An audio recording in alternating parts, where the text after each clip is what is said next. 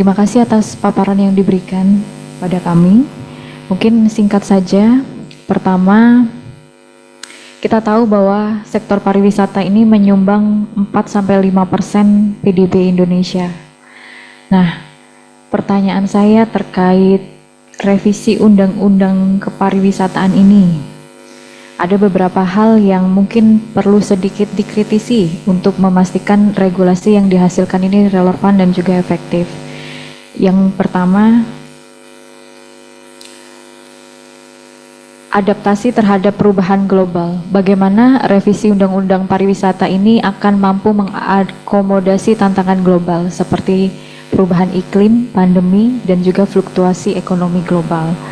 Kemudian kedua, terkait apakah revisi undang-undang ini sudah melibatkan berbagai pemangku kepentingan, termasuk pelaku industri pariwisata, masyarakat lokal, dan akademisi, sehingga regulasi ini bisa komprehensif dan dapat diterima oleh semua pihak. Dan mungkin nanti di akhir juga perlu dipaparkan oleh Ibu Menteri dan juga seluruh jajaran yang terkait tentang bagaimana strategi mengembangkan event-event internasional seperti sport tourism, olahraga wisata, festival budaya, MICE yang tidak menimbulkan kerugian bagi rakyat. Salah satunya kita tahu bahwa ada masalah Borobudur ini yang lagi deklarasi forum masyarakat Borobudur ini, mohon nanti bisa dijelaskan secara singkat. Terima kasih pimpinan, saya kembalikan ke meja pimpinan. Terkait tentang tantangan global dalam RUU ini juga bisa diakomodir atau telah diakomodir dalam pasal 20 dan 28 RUU terkait mitigasi bencana dan kedaruratan. Di pasal 28, pemerintah memiliki wewenang menyusun kebijakan terkait keamanan, keselamatan, dan mitigasi bencana di destinasi. Perspektif kami untuk revisi ini telah kami dalami bersama pemangku kepentingan terkait, termasuk akademisi dan masyarakat. Namun apabila nanti diberikan kesempatan, kami akan dalami lebih lanjut dan menambahkan masalah mengenai environment issues ya, seperti sampah dan global warming dan lain sebagainya. Mengenai meningkatkan event sports tourism dan MICE, kami sudah pernah bertemu dengan Bapak Menpora dan berdiskusi meskipun tidak spesifik untuk sports tourism. Kemenpar rutin mendukung event sports tourism dan kami juga terbuka akan masukan lebih lanjut untuk bagaimana meningkatkan ini lebih baik lagi dan lebih mungkin Pak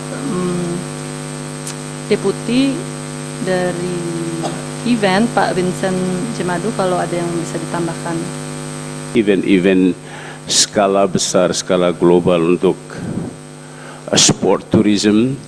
Jadi selama ini kita sudah merasakan bahwa dampaknya cukup signifikan, terutama untuk mendorong pertumbuhan ekonomi lokal dan juga untuk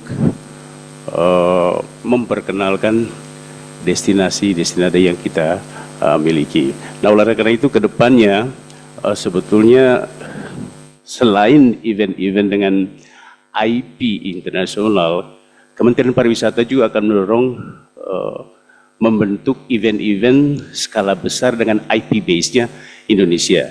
Ini merupakan misi Ibu Menteri yang sedang kami godok juga, sehingga ke depannya event-event ini betul-betul kita distribusikan bukan hanya di tempat-tempat atau kota-kota destinasi pariwisata utama seperti Jakarta, Bali, Jogja, Bandung, tetapi di tempat-tempat lain atau destinasi lain juga ikut merasakan dampak daripada event-event ini. Oleh karena itu kami terus mendorong para promotor, para pegiat untuk meningkatkan kompetensi mereka supaya bisa bersaing dengan promotor-promotor di luar negeri. Demikian yang dapat kami sampaikan. Terima kasih.